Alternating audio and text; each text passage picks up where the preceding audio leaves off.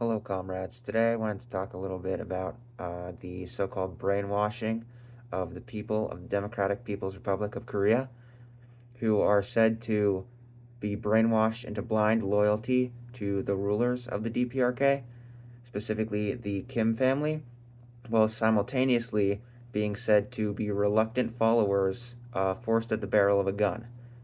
Now, obviously, we can already sort of see some contradiction between these two ideas of them being brainwashed into blind loyalty whilst also forced into it reluctantly. Now, a few words on this.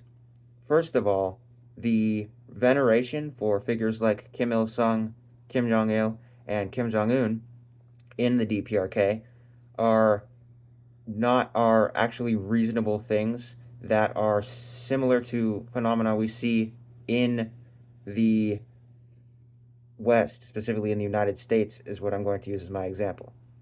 But my first point is that Kim Il sung specifically is a freedom fighter. Well, he was a freedom fighter, and he was struggling for the independence of Korea from Japanese colonization, and then for the reunification of Korea, um, and the expulsion of foreign imperialist powers, specifically the U.S.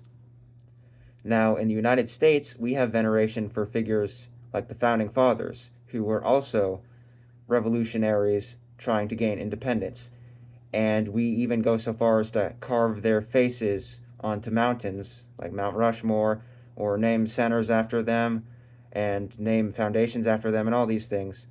And we have a deep veneration, well, many people have a deep veneration for figures like George Washington or Thomas Jefferson, despite the fact that the majority of the founding fathers, if not all of them, were racist slaveholders even for the time.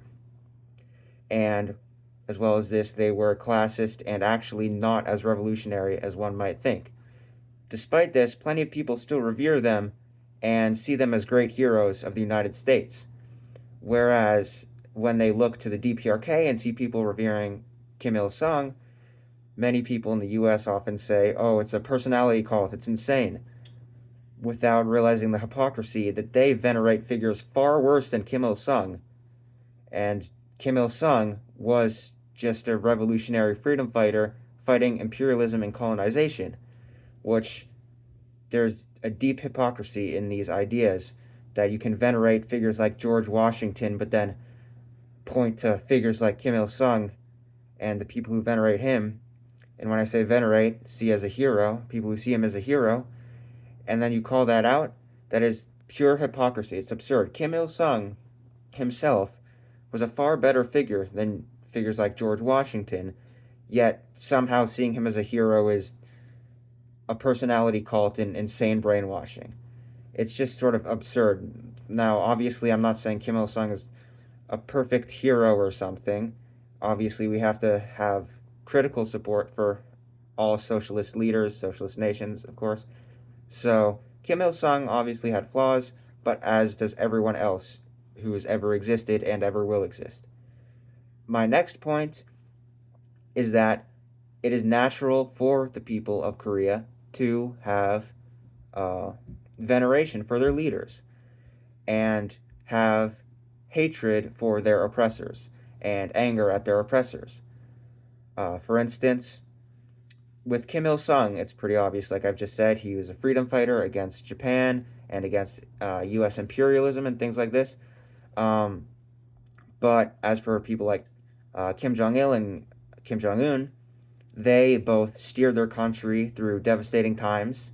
They both have kept their country safe from foreign imperialism and actually improved their country surprisingly well despite the incredible sanctions that are placed on them and the ravaging of their country. The country of the Democratic People's Republic of Korea was faced incredible amounts of destruction after the Korean War and the bombings and all the slaughter and destruction that took place. Despite this, the leaders of the DPRK managed to steer North Korea, or the DPRK, into not just a surviving nation, but even somewhat of a thriving nation in our current day. You see videos of places like Pyongyang, and it's like a normal place. Um, and it's even the DPRK has even become a nuclear power. They now have nuclear weapons, which many people call them out for this, but I guess that's beyond the scope of this short little video. So it's natural for people to see the leaders of the DPRK as heroes because, you know, they are heroes of sorts. They've led the DPRK through trying times and continued its survival. Um, and it is also natural for them to hate Western nations, such as especially the US, for destroying much of their nation and setting up a puppet government in South Korea and making it an imperialist stronghold on their border. So it is fully natural to listen to or to venerate the leaders of the DPRK as heroes. As well as this, the DPRK's leaders, especially Kim Jong il, formulated the Juche idea, which is the philosophy and ideology of the DPRK.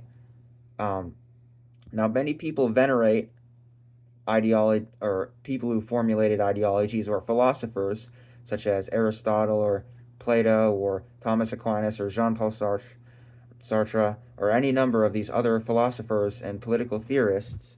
But the fact of the matter is that when it comes to Kim Jong Il, many people still think he's a strange man, he's insane, that people would venerate him, which is also absurd because many people venerate and follow the philosophies of these other philosophers and see them as heroes and geniuses. Yet it's strange when you do it to the leader of the country, of a country. The fact of the matter is, it's just because they are a socialist nation and they are not, they are an Asian country. It's racism, it's chauvinism, and it's anti-socialist. It's a capitalistic reactionary mentality, and it's a double standard.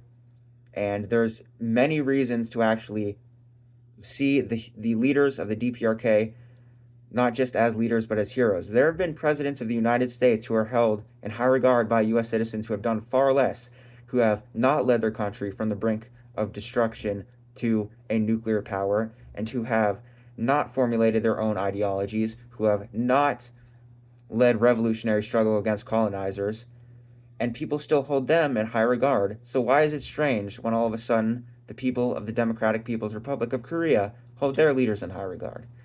It's just reactionary talking points used to discredit a thriving socialist nation, which I'm not claiming here that the DPRK is some sort of Soviet or socialist utopia or anything like that, or that it's even achieved insane levels of development, but for the hand that it's been given, it is a remarkably successful nation. And the leaders of this nation deserve the credit that they get. So, yeah, I guess in conclusion, solidarity with the DPRK, and of course, Free Palestine, solidarity with Cuba, solidarity with all nations facing imperialism and oppression. Death to imperialism.